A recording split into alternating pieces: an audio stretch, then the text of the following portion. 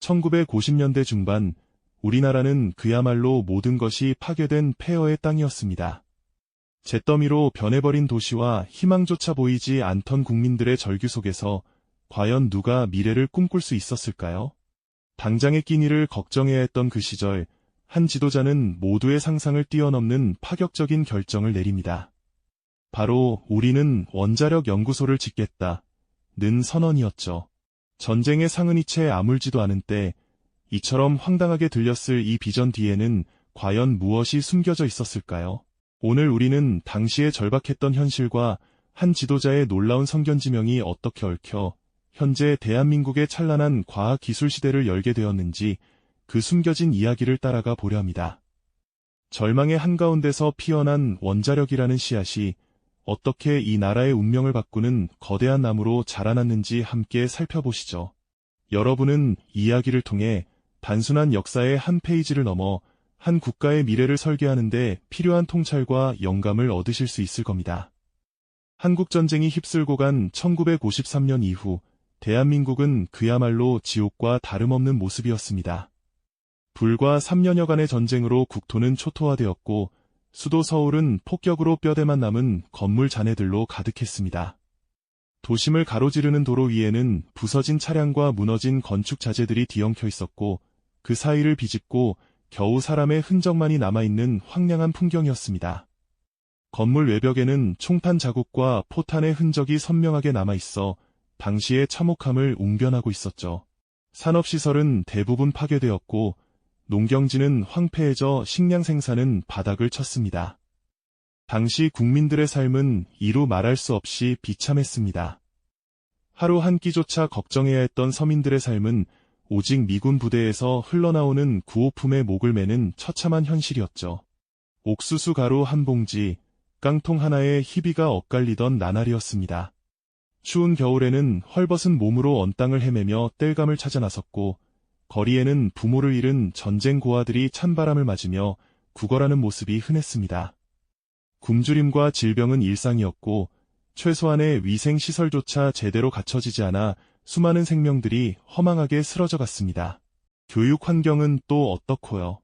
학교 건물들이 대부분 파괴되면서 아이들은 천막이나 임시 가건물에서 제대로 된 교재 하나 없이 공부해야 했습니다.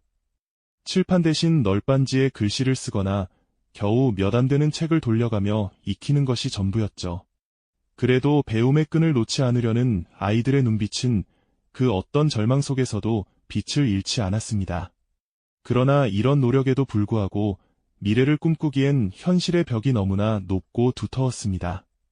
국가의 근간이 흔들리고 사회 시스템은 마비 상태에 놓여 있었으니 도대체 어디서부터 다시 시작해야 할지 아무도 알지 못하는 암울한 시대였습니다.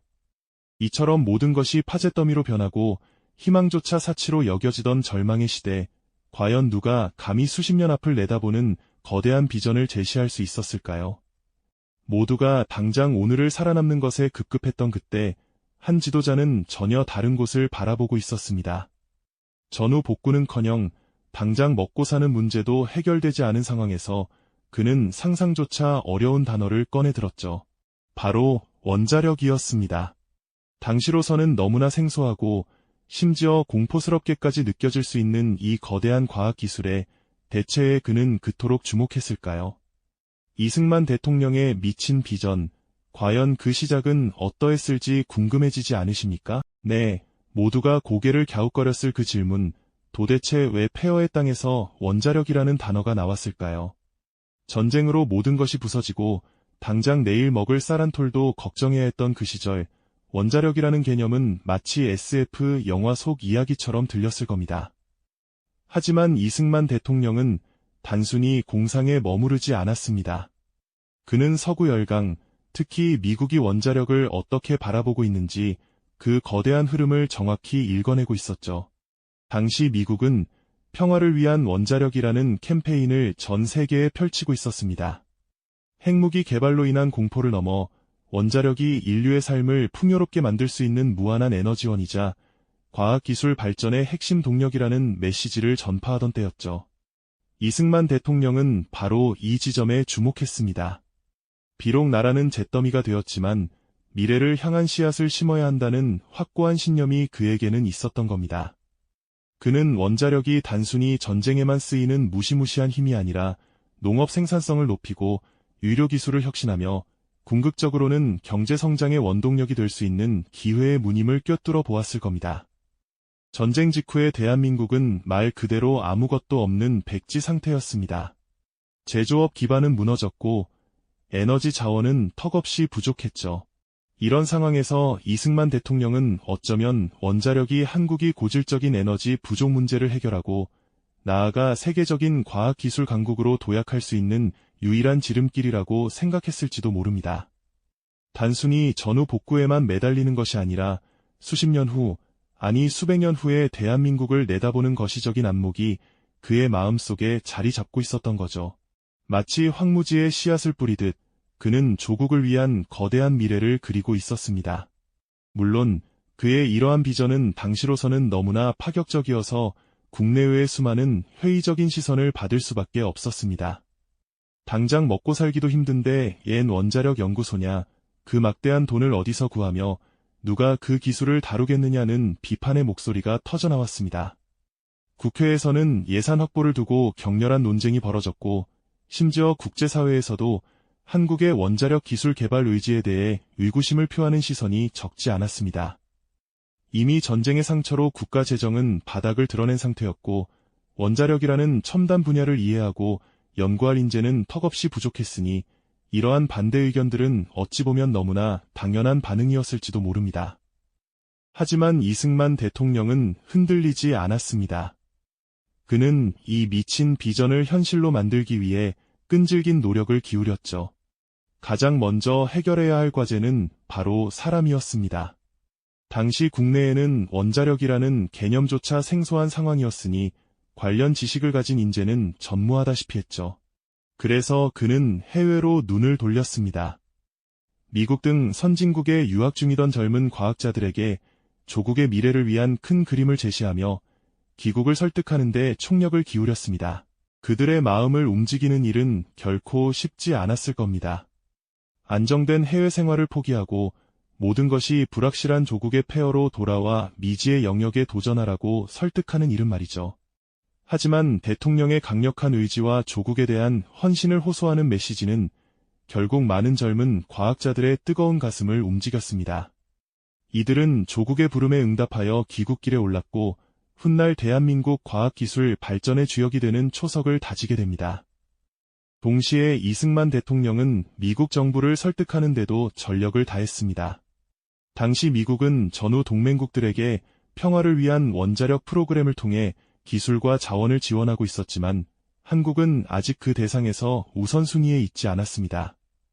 하지만 이승만 대통령은 미국의 고위 관계자들을 만나 한국의 원자력 개발 의지를 강력히 피력하고 이것이 단순히 한국만의 발전이 아니라 자유진영의 아시아 거점으로서 한국의 역할을 강화하는 데도 기여할 것임을 역설했습니다. 그의 끈질긴 외교적 노력과 설득은 마침내 미국 정부의 긍정적인 반응을 이끌어내는 데 성공했죠. 이렇게 국내외의 수많은 난관과 회의적인 시선 속에서도 이승만 대통령은 마치 거대한 파도를 헤쳐나가는 선장처럼 굳건히 자신의 비전을 밀어붙였습니다. 그 과정은 결코 순탄치 않았을 겁니다. 재정적인 압박, 인재 부족, 기술적인 한계 등 이루 말할 수 없는 역경들이 그의 앞을 가로막았지만 그는 단 한 번도 포기하지 않았습니다. 오직 미래를 향한 확고한 신념과 조국 재건이라는 뜨거운 열망만이 그를 앞으로 나아가게 했을 테니까요. 이렇듯 숱한 역경과 회의적인 시선 속에서도 이승만 대통령의 불굴의 의지와 미래를 향한 비전은 결코 꺾이지 않았습니다. 마치 사막 한가운데서 오아시스를 찾아 헤매는 탐험가처럼 그는 오직 조국의 내일을 밝힐 단 하나의 희망을 향해 굳건히 나아갔고 그 결과 마침내 그의 원대한 꿈은 현실로 피어나기 시작했죠. 폐허의 땅에서 상상조차 어려웠던 그 꿈이 이제는 구체적인 형상을 갖추기 시작한 겁니다. 1959년 한국전쟁이 상흔이 채 아물기도 전이었지만 대한민국은 원자력원이라는 놀라운 기관을 설립했습니다. 이는 단순한 행정부서가 아니었죠. 미래를 향한 국가의 강력한 의지를 대내외에 천명하는 상징과도 같았으며 세계를 향한 담대한 메시지이기도 했습니다. 그리고 몇 년 뒤인 1962년, 마침내 그 꿈의 정점이 현실로 다가왔습니다. 대한민국 땅의 최초의 연구용 원자로 바로 트리가 마크 II가 도입되어 가동을 시작한 것입니다. 상상이나 해보셨을까요? 전쟁의 잿더미 위에서 불과 10년도 채 되지 않아 최첨단 과학기술의 정수가 빛을 발하기 시작했다는 사실을 말이죠. 이 모든 과정은 결코 순탄하지 않았습니다. 연구소 건립을 위한 부지를 물색하고 낯선 기계를 들여와 설치하는 일은 마치 맨손으로 거대한 산을 옮기는 것과 같았을 겁니다. 하지만 조국의 부름에 응답하여 귀국했던 젊은 과학자들의 열정은 그 어떤 난관도 두렵지 않게 만들었습니다. 그들은 밤낮 없이 연구에 매달렸죠. 허름한 실험복 차림으로 때로는 열악한 환경 속에서도 오직 대한민국의 미래를 밝히겠다는 일념 하나로 뜨거운 땀방울을 흘렸습니다. 그들의 손끝에서 당시로서는 꿈만 같았던 원자력이라는 거대한 에너지가 조금씩 그 모습을 드러내기 시작했던 겁니다. 건설 중인 연구소의 모습과 트리가 마크2 원자로가 설치되는 과정은 당시로서는 그야말로 경이로운 광경이었을 겁니다. 연구소 준공식에 참석한 이승만 대통령과 관계자들의 얼굴에는 감격과 함께 미래에 대한 희망이 가득했을 테죠. 이 모든 노력과 헌신이 모여 마침내 대한민국은 인류의 오랜 꿈이었던 원자력 시대를 향한 첫걸음을 내딛게 된 것입니다. 폐허 위에서 피어난 기적, 그것이 바로 이 순간이었죠.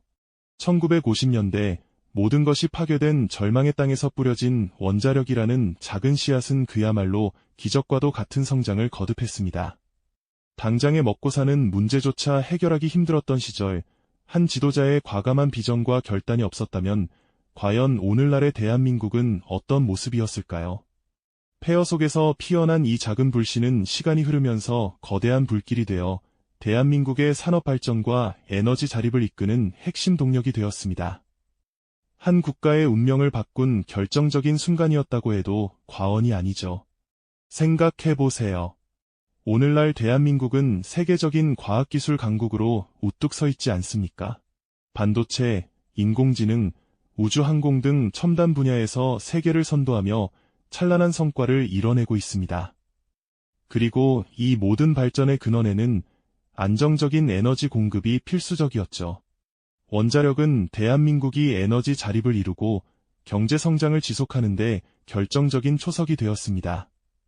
이승만 대통령이 척박한 땅에 심었던 선견지명이라는 씨앗이 수십 년이 지난 지금 이렇듯 풍성하고 찬란한 결과로 우리 앞에 펼쳐져 있는 것입니다. 그의 결단은 단순한 공상이 아니었습니다. 그것은 미래를 꿰뚫어보는 해안과 그 해안을 현실로 만들기 위한 불굴의 의지가 만들어낸 역사적 순간이었죠. 전쟁의 상흔이 채 가시지 않은 암울한 시기에 아무도 상상하지 못했던 원자력이라는 비전을 제시하고 이를 현실로 만들기 위해 온갖 역경을 헤쳐나간 한 지도자의 모습은 우리에게 깊은 경외감과 감탄을 자아내게 합니다. 그의 발자취를 따라가다 보면 한 국가의 미래가 어떻게 한 사람의 비전과 용기 있는 실행에 의해 완전히 바뀔 수 있었는지에 대한 깊은 통찰을 얻게 되는 것이죠.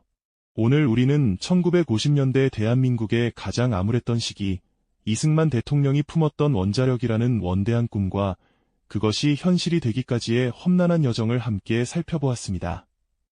과거한 지도자의 과감한 비전과 흔들림 없는 결단이 지금 우리의 삶과 국가의 위상에 얼마나 거대한 영향을 미쳤는지 되새겨보는 뜻깊은 시간이었죠. 우리가 당연하게 누리고 있는 풍요로운 삶과 세계 속 대한민국의 위상이 사실은 그 시절 누군가의 깊은 통찰과 용기 있는 실행에서 비롯되었다는 점은 분명 놀라운 사실입니다. 미래를 내다본 한 사람의 고집 덕분에 오늘날 여전히 우리의 불을 밝히고 있다는 것을 잊으면 안 될 것입니다.